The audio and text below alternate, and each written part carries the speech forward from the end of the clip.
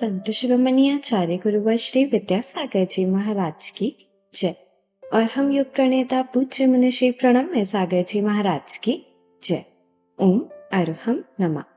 श्री तत्वार्थ सूत्र के प्रथम अध्याय की पहली रिवीजन कक्षा में आप सभी का स्वागत है। 10 दिन की इस रिवीजन श्रृंखला में 21 कक्षाओं के सार को ग्रहण कर सकते हैं। आप अपने मित्रों, परिवार के अन्य लोगों को भी इस वैज्ञानिक वाचना से जोड़कर पुण्य अर्जन कर सकते हैं। आगामी 3 अप्रैल को इसकी ऑनलाइन परीक्षा ली जाएगी, जिसमें आप जीत सकते हैं आकर्षक उपहार एवं सर्टिफिकेट्स। यदि आप हमारे व्हाट्सएप ग्रुप या टेलीग्राम ग्रुप को ज्वाइन नहीं कर पाए हैं तो अभी करें। इससे आप अपनी शंकाओं का समाधान प्राप्त कर सकते हैं। क्वालिफाइड शंकाओं को समाधान के लिए मुनिश्री के समक्ष रखा जाएगा। इस कोर्स की सभी जानकारी के लिए विजिट करें ttv.arham.yoga या QR कोड स्कैन कीजिए। तो चलिए आज की रिवीजन कक्षा मुनिश्री के मुख से सुनते हैं। मोक्ष मार्गस्य नेतारं भेत्तारं कर्म भूभृतां ज्ञातारं विश्वतत्त्वानां वंदे तद्गुणलब्धये। आचार्य गृद्धपिच्छ महाराज द्वारा विरचित यह तत्वार्थ सूत्र है, जिसका कम से कम नाम तो सभी लोग सुने ही हुए हैं। जिस तत्वार्थ सूत्र में 10 अध्याय हैं और सब मिलाकर के लगभग 357 सूत्र हैं। पहला अध्याय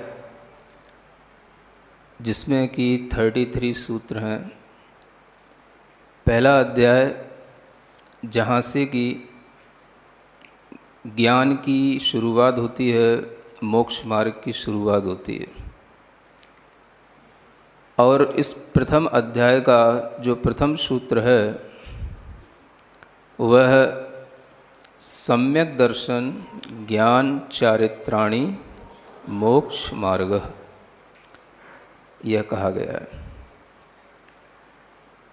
सम्यक दर्शन, सम्यक ज्ञान और सम्यक चारित्र ये तीनों मिलकर मोक्ष का मार्ग बनता है। यह मोक्ष मार्ग से इस तत्वार्थ सूत्र का प्रारंभ होता है। गृद्धपिच्छ आचार्य ने इस तत्वार्थ सूत्र का लेखन किया है, उनकी यह रचना मानी जाती है। कुछ लोगों का ये कहना है कि गृद्धपिच्छ आचार्य और उमास्वामी आचार्य ये दोनों अलग अलग हैं, लेकिन इतिहास से यह बात भी सिद्ध हुई है कि गृद्धपिच्छ आचार्य और उमास्वामी महाराज एक ही हैं। फिर भी यदि हम पूर्व साहित्य में, जो प्रामाणिक साहित्य है, उसमें यदि हम आचार्यों के द्वारा इस तत्वार्थ सूत्र ग्रंथ का जहाँ कहीं पर भी रेफरेंस दिया जाता है, उसको यदि हम ध्यान में रखते हुए सुनते हैं, देखते हैं, तो विद्वानों ने इस बात को खोजा है कि तत्वार्थ सूत्र के कर्ता आचार्य गृद्धपिच्छ महाराज हैं। गृद्धपिच्छ यह नाम ही पूर्व आचार्यों के द्वारा लिया गया है। श्री सठखंडागम ग्रंथ की जो धवला टीका है, उसमें आचार्य वीरसेन महाराज ने गृद्धपिच्छ नाम ही लिया है। फिर एक आचार्य हुए आचार्य विद्यानंदी महाराज, जो ईसा की 7वीं शताब्दी के महाराज हैं, उन्होंने भी गृद्धपिच्छ आचार्य ऐसा नाम लिखा। तत्वार्थ श्लोक वार्तिक ग्रंथ है, जो इसी तत्वार्थ सूत्र की एक बहुत बड़ी टीका है। और फिर एक वादिराज मुनि महाराज हुए, जिन्होंने भी बहुत से स्तोत्र लिखे हैं, न्याय ग्रंथों की भी टीकाएं की हैं। और एक स्तोत्र जिनका प्रसिद्ध है, एक ही भाव स्तोत्र, उन्होंने भी गृद्धपिच्छय नाम ही लिया है। ऐसे पूर्व आचार्यों के द्वारा लिए गए नामों को ध्यान में रखते हुए हमें भी यही समझना है कि तत्वार्थ सूत्र के कर्ता का नाम गृद्धपिच्छय मुख्यता से लिया जाता है। उमा स्वामी यह नाम भी मिलता है, और यह नाम गृद्धपिच्छ का एक विशेष्य के रूप में है। गृद्धपिच्छ उसका विशेषण बना दिया जाता है।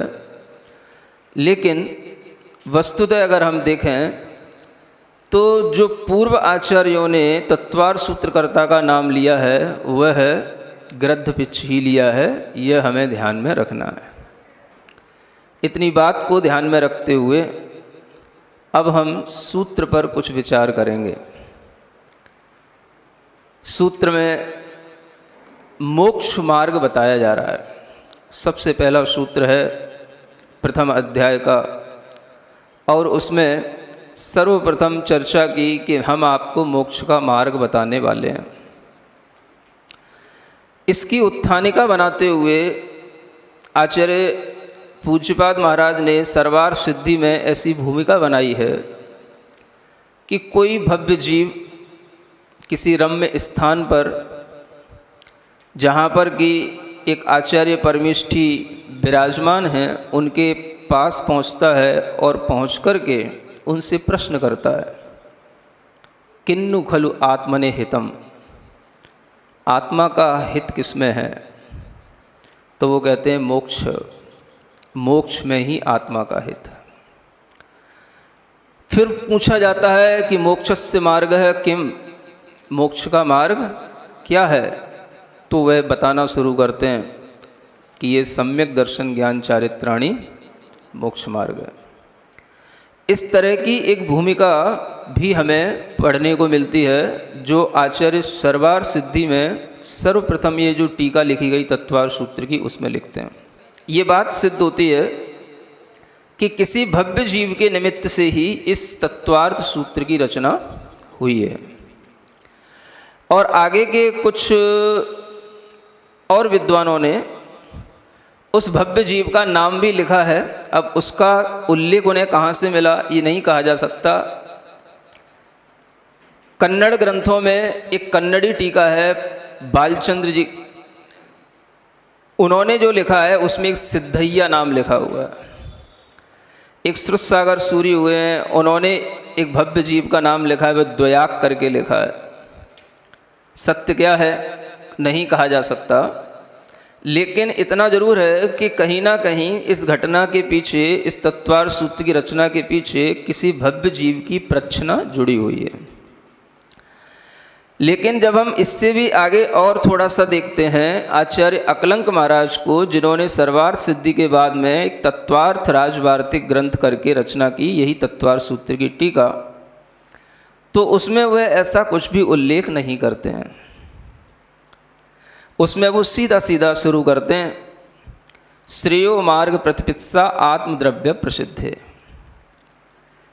जिसे आत्मा की सिद्धि हो गई है, जो आत्मद्रव्य को मानने लगा है, उसके लिए मोक्ष का मार्ग प्राप्त करने की इच्छा उत्पन्न हो जाती है। और इसी हेतु वह मोक्ष मार्ग का यहाँ पर प्रूपण किया जा रहा है। फिर पूछा जाता है कि मोक्ष मार्ग का ही प्रूपण क्यों कर रहे हो? पहले मोक्ष का प्रूपण क्यों नहीं किया? पहले मोक्ष की व्याख्या कर देते, पहले मोक्ष दिखा देते, उसके बाद में मोक्ष का मार्ग बताते। तो कहते हैं कि पहले मोक्ष मार्ग इसलिए बताया जा रहा है कि जो अन्य और भी लोग हैं दुनिया में, अन्य और भी दर्शन हैं, अन्य और भी मत हैं, वो कभी भी मोक्ष के प्रति कोई विसंवाद नहीं रखते हैं। विसंवाद यदि उत्पन्न होता है तो मोक्ष मार्ग के प्रति होता है। बहुत सारे दर्शन हैं, मत हैं, मोक्ष को सब मान रहे हैं। किसी ना किसी रूप में मोक्ष को सबने माना है, लेकिन जब मोक्ष मार्ग की बात आती है तो सबके रास्ते अलग अलग हो जाते हैं। इस आत्मा के लिए अगर सुख का स्थान है तो वो मोक्ष है, ये सबने माना है। इसलिए मोक्ष की बात में पहले बात की जा रही है मोक्ष मार्ग की। इस अभिप्राय को ध्यान में रखते हुए जब आगे बढ़ते हैं तो पूछा गया कि मोक्ष मार्ग के विषय में क्या विसंवाद है। तो सबके अभिप्राय अलग अलग हैं। दुनिया में अनेक मत हैं, उनमें से कुछ मुख्य मतों के बारे में आपको भी बताया जा रहा है। एक बौद्ध मत है जो कहता है कि प्रदीप निर्वाण कल्पम आत्मनिर्वाणम। दीपक के निर्वाण होने की तरह आत्मा का निर्वाण हो जाता है, यानी दीपक जिस तरह से बुझ करके शांत हो जाता है ऐसे ही आत्मा का निर्वाण हो जाता है। तात्पर्य यह है कि दीपक बुझने के बाद में फिर कहीं नहीं जाता, न दिशा में, न विदिशा में, न ऊपर न नीचे, वो वहीं की वहीं शांत हो जाता है। ऐसे ही बौद्ध मानते हैं कि आत्मा वहीं की वहीं शांत हो गई, उसके बाद में कुछ बचता नहीं है, आत्मा की संतति आगे नहीं रहती है, उसी का नाम निर्वाण है। यानी एक तरह से देखा जाए तो आत्मा के अभाव का नाम मोक्ष माना जाता है। हमें समझना चाहिए सबके अभिप्रायों को, तब आपको समझ में आएगा कि जैन दर्शन में क्या विशेषता है अन्य दर्शनों की अपेक्षा से। जो बड़े बड़े मत हैं जो आज भी प्रचलित हैं, उनमें किस तरह से मोक्ष की अवधारणा है और किस तरह से वो मोक्ष मानते हैं, अगर हम उसको समझेंगे तो हमें पता पड़ेगा कि ये सिर्फ कल्पनाएं हैं, वास्तविकता से परे हैं। अगर आपके दिमाग खुले हुए होंगे तो थोड़ा सा अपने आप ही आपको लगने लगेगा कि ये कल्पना ही असत है। असत का मतलब बात तो कही गई लेकिन बात में कुछ दम नहीं है। ऐसा अगर मोक्ष होगा तो उस मोक्ष में भला क्या मिलेगा? जहां हम इतने हाथ पैर पटक रहे हैं मोक्ष जाने के लिए, और मोक्ष जाने के बावजूद भी उस आत्मा का भी कोई संतति नहीं रही, उसकी कोई भी स्थिति नहीं रही, तो ऐसे मोक्ष से भला क्या होने वाला है? तो ये बौद्ध मत है। एक सांख्य मत है जो बहुत कुछ आज जो हिंदू मत है ये सांख्य मत ही कहलाता है एक तरीके से देखा जाए। और हिंदू मत में कई सारी शाखाएं, सांख्य हैं, वैशेषिक हैं, मीमांसक हैं, योग हैं, और इन सबके भी अपने अलग अलग अवधारणाएं हैं। हिंदू भी एक मत नहीं है, अनेक अनेक तरह की हिंदू शाखाओं में कई तरीके की ब्रांचेज हैं। उनमें एक सांख्य मत माना जाता है और वो कहता है कि आत्मा का भी निर्वाण होता है, और वो निर्वाण किस तरह से होता है? ऐसे मान के चलो जैसे आपको स्वप्न आते हैं तो स्वप्न में आपके अंदर किसी भी प्रकार का कोई विवेक नहीं रहता है। इसी तरीके से निर्वाण में जो चेतना है उसकी कोई अभिव्यक्ति नहीं होती है कि मैं क्या हूं क्या नहीं हूं, कोई अभिव्यक्ति नहीं होती है। माने कि वहां पर आपको उस चेतना को उस मोक्ष में किसी भी तरह का कोई भी ज्ञेय का ज्ञान नहीं होगा, किसी भी पदार्थ का ज्ञान नहीं होगा, अनभिव्यक्त चेतना होगी वहां पर जब आपको मोक्ष होगा। तो अब देखो, एक योग दर्शन है जो कहता है आत्मा कैसी है? चैतन्य स्वरूप है। सांख्य भी कहता है आत्मा चैतन्य रूप है, लेकिन चेतना कैसी है? तो वह चेतना को चेतना तो मानते हैं, लेकिन चेतना में ज्ञान है ऐसा नहीं मानते हैं। ज्ञान तो उस चेतना में कहीं दूसरी जगह से आकर के चिपक जाता है, जिसे कहा जाता है एक पुरुष और एक प्रकृति। इन दोनों के संयोग से उस चेतना में ज्ञान की प्राप्ति होती है। तो जब मोक्ष होगा तो ज्ञान नहीं रहेगा, किसी भी प्रकार के ज्ञेय माने जो जानने योग्य पदार्थ हैं, उन पदार्थों का आपके चेतना में किसी भी तरीके का ज्ञान नहीं रहेगा मोक्ष में। तो एक वैशेषिक दर्शन है, क्या कहता है? आत्मा के 9 विशेष गुण होते हैं कितने? 9। और उन विशेष आत्मा के गुणों का विच्छेद हो जाता है, अभाव हो जाता है, तो उसका नाम है मोक्ष। बुद्धि, सुख, दुख, इच्छा, द्वेष, प्रयत्न, धर्म, अधर्म, संस्कार, ये आत्मा के 9 गुण हैं। जब इन आत्मा के गुणों का आत्मा से अभाव हो जाएगा तो मोक्ष हो जाएगा, यानी आत्मा में बुद्धि नहीं रहेगी। वो भी ये मानता है कि बुद्धि आत्मा में अलग से आई है, आत्मा का स्वभाव नहीं है बुद्धि, सुख भी नहीं है आत्मा में, कुछ भी नहीं है आत्मा में। और जो आत्मा के विशेष गुण हैं उनका अभाव होना है, माने विशेष गुणों का अभाव होने के बाद में जो आत्मा बचेगी उसका नाम मोक्ष है।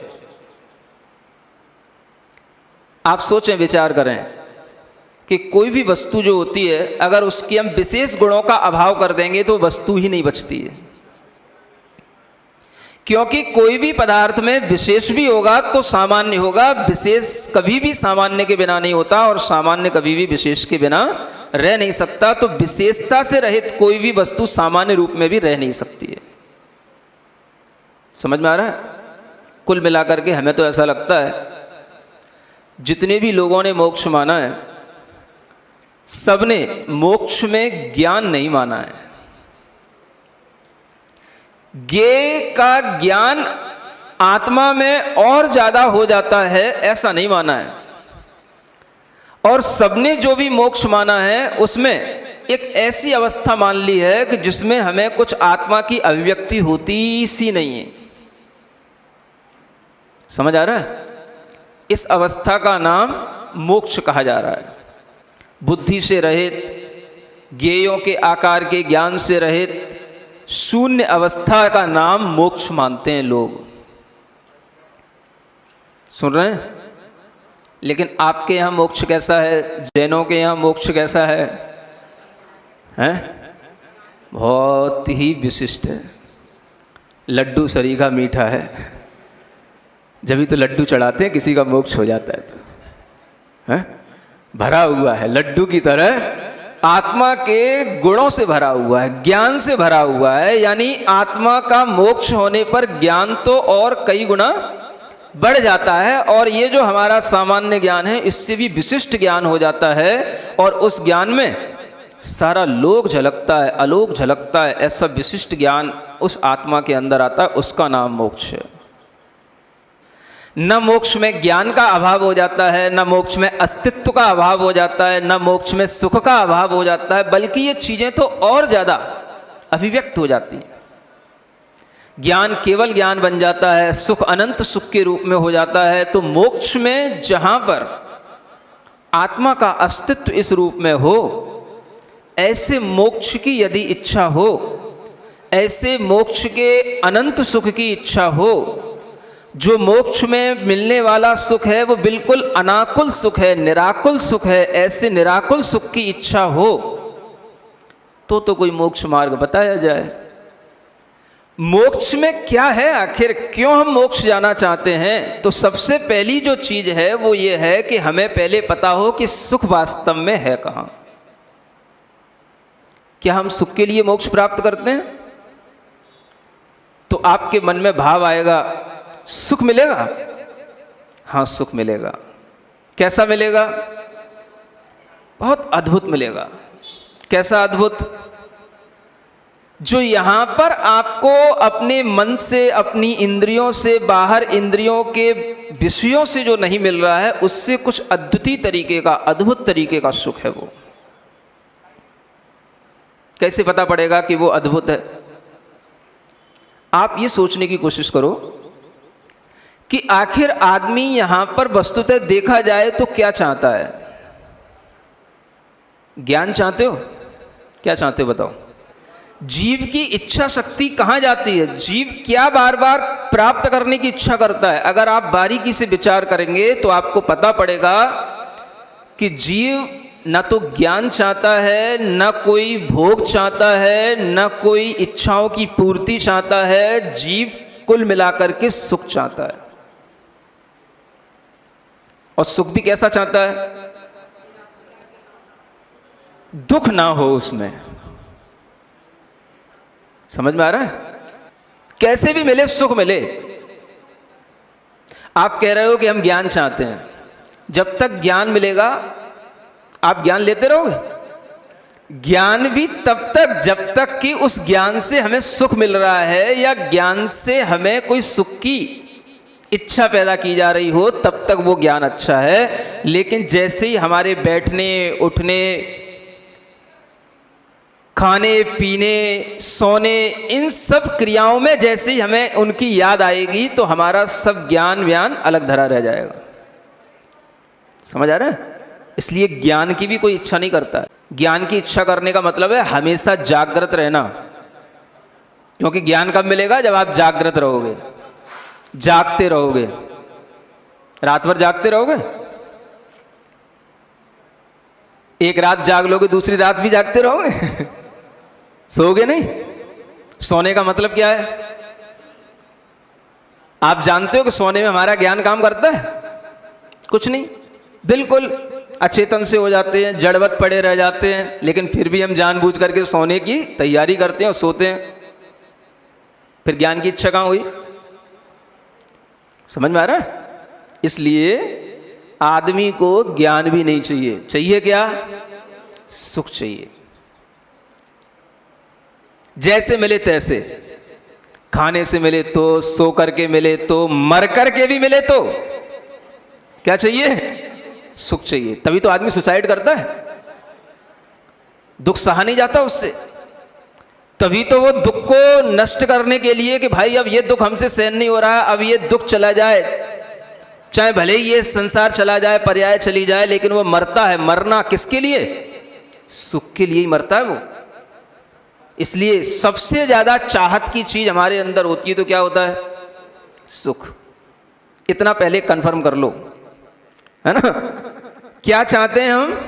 सुख चाहते हैं। अब ये बात अलग है कि उस सुख की चाहत में, उस सुख की प्राप्ति में जो हम उपाय करते हैं, उन उपायों से हमें कितना सुख मिलता है, कितना मिल पाता है, और उस सुख के साथ भी हमारे अंदर कितना दुख रहता है, ये सब भी हम महसूस करते रहते हैं। लेकिन हमें कुछ और उस सुख से हट करके जानने की या हमें उस कोई नए रास्ते पर चलने की हमारे अंदर कोई जिज्ञासा होती नहीं। इसलिए कहा जा रहा है जो मोक्ष में सुख है वो कैसा है?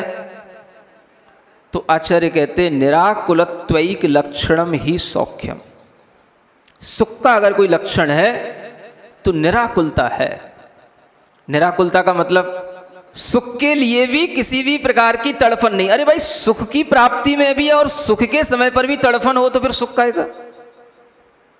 तो उसको बोलते हैं क्या? निराकुल सुख।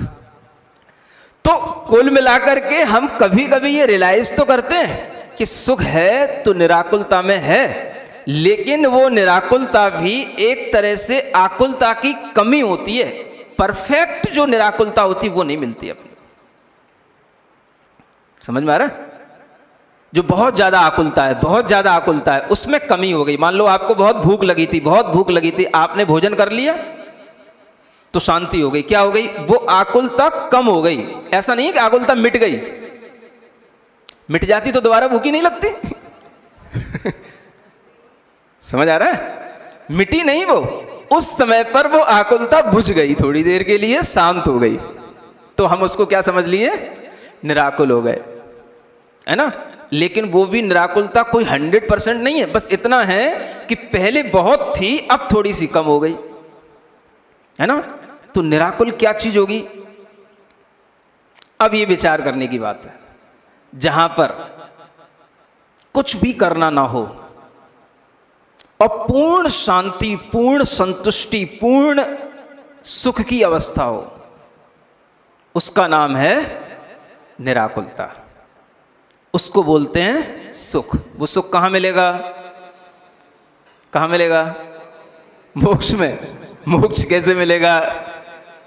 कब मिलेगा? अब इस जन्म में तो मिलने वाला है नहीं, तो कब मिलेगा? जब मिले तब मिले। समझ आ रहा है?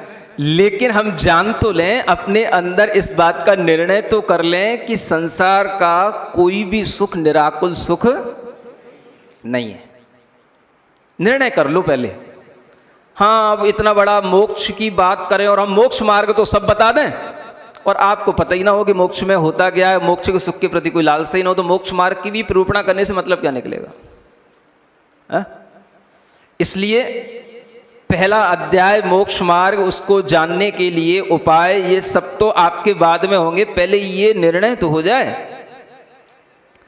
कि वास्तव में मोक्ष में सुख होता है। सुख किसका नाम है? निराकुलता का नाम। क्या निराकुल होने के लिए आपको करोड़पति होना जरूरी है? क्या निराकुल होने के लिए आपको लखपति होना जरूरी है? क्या जरूरी है? निराकुल होने के लिए आपके पास 2-4 बड़ी बड़ी गाड़ियां होना जरूरी है? क्या जरूरी है? क्या जरूरी है आपके लिए? सोचने की बात है। समझ आ रहा है? निराकुल होने के लिए कोई जरूरी नहीं है चीजें। ये चीजें तो आकुलता को बढ़ाने वाली हैं, लेकिन हमारे सबके दिमाग में यही है, सुख मिलेगा तो इन्हीं चीजों से मिलेगा। इसलिए हम कभी मोक्ष में सुख है इस बात का सही निर्णय नहीं ले पाते, सही विश्वास नहीं जमा पाते। अन्यथा हम क्या करेंगे? अभी हम गेयर जो हम लगाते थे, आगे के लिए लगाते थे, अब हम जो है रिवर्स गेयर लगाना शुरू कर देंगे। हैं? जहां हैं या वहीं पर स्टॉप होना शुरू कर देंगे। कुछ तो करना पड़ेगा। तो मोक्ष का मार्ग अगर हमें अपनाना है तो पहले ये निर्णित कर लेना है कि निराकुलता का नाम मोक्ष है, और उसी निराकुलता को प्राप्त करने के लिए जो रास्ता बताया गया है उसका नाम है मोक्ष का मार्ग। समझ में आ रहा है? अब ये मार्ग किन रास्तों से होकर के जाता है? तो उसके 3 कंपोनेंट्स हैं: सम्यक दर्शन, सम्यक ज्ञान और सम्यक चारित्र। और ये तीनों अलग अलग नहीं हैं, और जब तक अलग अलग हैं तब तक भी मोक्ष मार्ग नहीं है। इसलिए सम्यक दर्शन ज्ञान चारित्राणि, समझ आ रहा है? 3 हैं, तीनों को मिला दिया गया, लेकिन मोक्ष मार्ग है यह एक वचन में है, लेकिन 3 को मिलने से मार्ग बना है। इसलिए चारित्राणि यहां पर बहुवचन है और मोक्ष मार्ग में एक वचन है। थोड़ा संस्कृत पढ़े हो?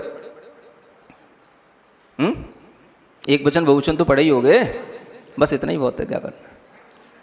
एक वचन का मतलब एक और बहुवचन का मतलब बहुत सारी चीजें जहां पे होंगी। हाँ, तो मार्ग तो एक है, इसलिए मार्गः लिखा है, मार्गाः नहीं लिखा।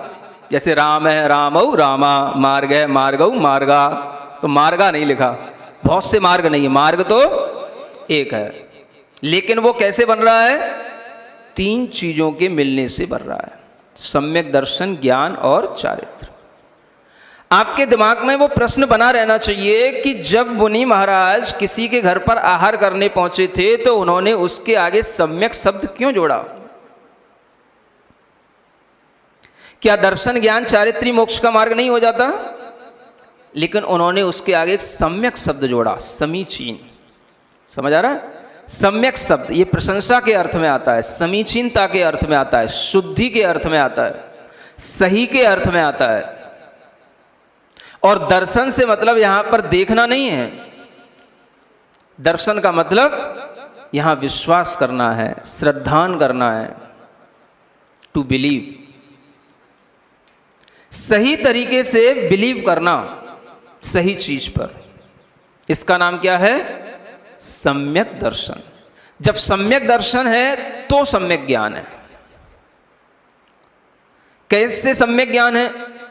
सम्यक दर्शन होने पर आपका वह ज्ञान फिर जो वस्तुएं जैसी हैं, जो पदार्थ का जैसा स्वभाव है, वैसा ही आप यथार्थ में जानेंगे। इसी का नाम सम्यक ज्ञान है। संसार को भी सही ढंग से जानेंगे, मोक्ष को भी सही ढंग से जानेंगे। संसार क्या वस्तु का नाम है? 4 गतियों में घूमने का नाम संसार है। मोक्ष किसका नाम है? निराकुल आत्म सुख को प्राप्त करने का नाम मोक्ष है। मोक्ष का मार्ग क्या है?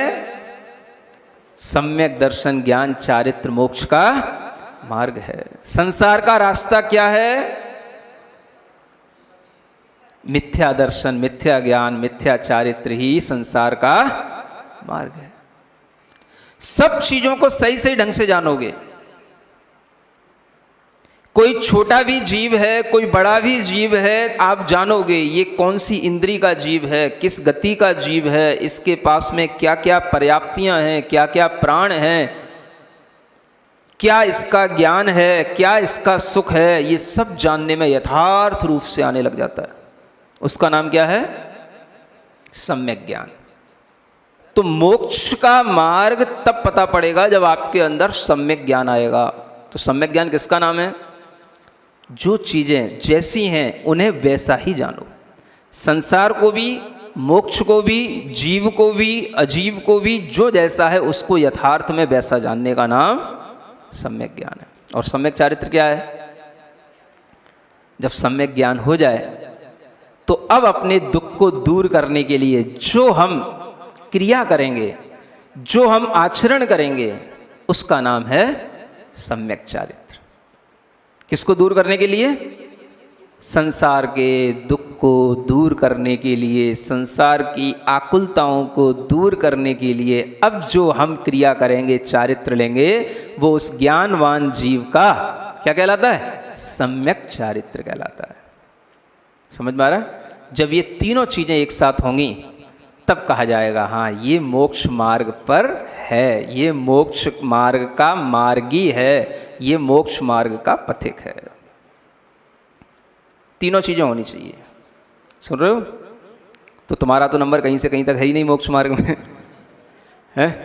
अगर सम्यक दर्शन हो भी गया, सम्यक ज्ञान हो भी गया, तो भी गृहस्थ के लिए सम्यक दृष्टि हो जाने पर भी जब तक उसके अंदर चारित्र नहीं आता वह मोक्ष मार्ग पर चलता ही नहीं। और अगर थोड़ा चारित्र आया तो इसका मतलब है कि वो लंगड़ा करके चलने लगा, कम से कम चलने तो लगा। तीनों आपस में कनेक्टेड हैं। सम्यक दर्शन होगा तो सम्यक ज्ञान होगा, सम्यक ज्ञान के साथ जो आचरण होगा तो वो सम्यक चारित्र होगा। ये तीनों इसलिए एक दूसरे के बाद लिखे हुए हैं। समझ आ रहा है? एक क्रम यूं ही नहीं है, ये क्रम भी लॉजिकली है। तो सम्यक दर्शन होने पर ही सम्यक ज्ञान होता है, और सम्यक ज्ञानी का जो आचरण होता है उसी का नाम सम्यक चारित्र होता है। तब जाकर के तीनों मिलकर के एक मोक्ष का मार्ग बनता है। और जो उस रास्ते से सम्यक दर्शन ज्ञान चारित्र का पालन करते हुए चलता है उसको मोक्ष की प्राप्ति होती है, अनंत सुख उसको मिलेगा। तो आप लोग विचार करें कि हमको मोक्ष मार्गी कहा जाए कि नहीं कहा जाए। कि अगर तुमको भी मोक्ष मार्गी कहा जाएगा तो इसलिए कहा जाएगा अगर तुम्हें सम्यक दर्शन हो गया, सम्यक ज्ञान हो गया, तो आगे ये भी सम्यक चारित्र लेगा। अगर ऐसा उसके अंदर सम्यक दर्शन ज्ञान के साथ में भाव होगा, ये सम्यक चारित्र लेगा। चारित्र लेने वाला तो यही होगा क्योंकि उसके अंदर सम्यक दर्शन है, इसलिए उसको पहले से मोक्ष मार्गी अगर कहा जाए चल सकता है। राजपुत्रवत मतलब कि एक योग्यता होना सही बात है, हाँ योग्य है, लेकिन योग्य होने का मतलब ये तो नहीं हो गया कि वो हो ही गया, है ना। तो मोक्ष मार्ग गृहस्थों में होने की योग्यता होती है, होगा जब वो सम्यक चारित्र लेगा। अगर वो चाहेगा, इच्छा करेगा सम्यक चारित्र की, तो ही तो मोक्ष मार्गी होगा। अब राजा होकर के वो राजा बनना ही ना चाहे तो राजा का पुत्र होकर के फिर राजा पुत्र होने से राजा थोड़ी ना हो जाएगा। आखिर राजा की तरह उसे कुछ सीखना तो पड़ेगा, अस्त्र शस्त्र चलाना सीखना पड़ेगा, राजनीति सीखनी पड़ेगी, कूटनीति सीखनी पड़ेगी, न्याय सीखने पड़ेंगे, राज संचालन के तरीके सीखने पड़ेंगे, वो सब भी तो सीखना पड़ेगा। और वो को सीखना ना चाहे, राजा का पुत्र हूं तो राजा हो गया, तो ऐसे कैसे राजा हो गया भाई? समझ में आ रहा है? तो इसलिए जो व्यक्ति सम्यक दृष्टि ज्ञानी होने के बाद में चारित्र की इच्छा करेगा वही व्यक्ति वस्तुतः मोक्ष मार्गी कहलाएगा, और जिसमें चारित्र की इच्छा नहीं है वो मोक्ष मार्गी भी नहीं है। ये सम्यक दर्शन ज्ञान चारित्राणी मोक्ष मार्ग है। इस सूत्र का एक छोटा सा सारांश है। सिरिजिणवाणी जग कल्याणी जग जन मदतम मोहरी जनमण हारी गढ़हर हारी जन्म जरा भव रोग हरि तिथियराणम दिव्यझुणिम जो पढ़ई सुणई मय्ये धारई राणम सौखमणन्तं धर्य सासद मोक्ष पदम पावई सासद मोक्ष पदम पावई। आगामी 3 अप्रैल को परीक्षा के लिए आप अपने आप को अच्छे से तैयार कर सकते हैं। अभ्यास प्रश्न पत्रों को सॉल्व करके ttv.arham.yoga और व्हाट्सएप टेलीग्राम ग्रुप्स में आपको अभ्यास प्रश्न पत्र की लिंक सर्कुलेट की जाएगी। ग्रुप्स को ज्वाइन करने के लिए स्कैन कीजिए QR कोड या ttv.arham.yoga पर जाइए। अब समय है आज के प्रतियोगिता प्रश्न का। इसमें भाग लेने के लिए आप अपने फोन को QR कोड स्कैन करने के लिए तैयार रखिए या दिए गए लिंक go.arham.yoga/सवाल पर जाइए। आप सही उत्तर चुनकर हमें कल दोपहर 2 बजे तक भेज सकते हैं। 3 भाग्यशाली विजेताओं को मिलेंगे आकर्षक उपहार। आज का प्रश्न है, सम्यक का अर्थ है समभिरूढ़, दर्शन, श्रद्धा, समीचीन। अगर आप किसी कारणवश QR कोड को स्कैन न कर पाए हो तो ऊपर बताई गई वेबसाइट पर विजिट कीजिए। विजेताओं का नाम इसी कार्यक्रम श्रृंखला में